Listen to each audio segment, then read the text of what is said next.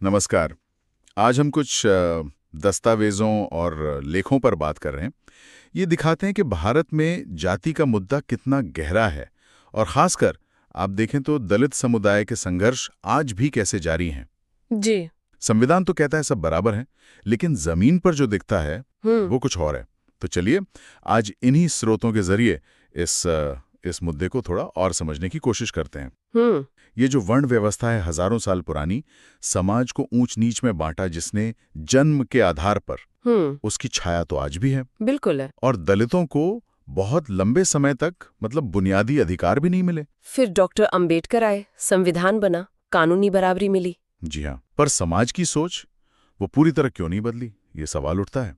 जो हमने पढ़ा उसमें कई पहलू नजर आते हैं इसके। सही कहा। एक चीज जो इन स्रोतों में चौंकाती है वो ये है कि देखिए, एक तरफ भारत कैसे तरक्की कर रहा है ना, जी। टेक्नोलॉजी में, इकोनॉमी में, लेकिन दूसरी तरफ खासकर अगर आप ग्रामीण इलाकों में देखें तो दलितों पर जो अत्याचार हैं, हिंसा है, भेदभाव है, उसके तरीके शायद बदले हों।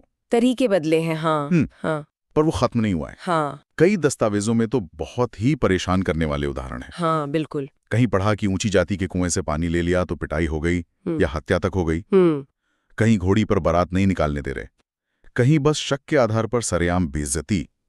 ये सब आज भी हो रहा है। हाँ, और ये सिर्फ ऐसी बड़ी घटनाएं नहीं है, ये तो रोजमर्रा की जिंदगी का हिस्सा बन गया है कई जगहों पर। स्कूलों में बच्चों को अलग बिठाना। स्कूलों में भी। जी हाँ। मिड डे मील के बर्तन अलग कर देना, नौकरियों में अनदेखी होना, या फिर कोई सामाजिक कार्यक्रम है तो उसमें आने से मना कर देना, ये सब आज भी होता है।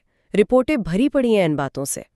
और दलित महिलाओं की स्थिति तो सोचिए, उन पर तो दोहरा बोझ है, एक तो जाति का, दूसरा लिंग का। सही बात है। वो के खिलाफ जो अपराध होते हैं जैसे यौन हिंसा, वो मामले तो अक्सर न्याय तक पहुंच ही नहीं पाते। अच्छा।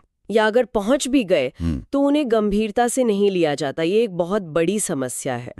और इसी से जुड़ा हुआ है पुलिस और जो हमारी न्याय व्यवस्था है उसका रवैया। हाँ, ये भी एक मुद्दा है। इन दस्तावेजों में साफ लिखा है कि कई बार तो दलितों के लिए एफआईआर लिखवाना ही एक जंग जैसा हो जाता है। एफआईआर लिखवाना भी मुश्किल है। हाँ, स्रोत बताते हैं कि या तो स्थानीय दबाव होता है या कभी कभी पुलिस की अपनी सोच, उनकी जातिगत सोच आड़े आ जाती है। अच्छा।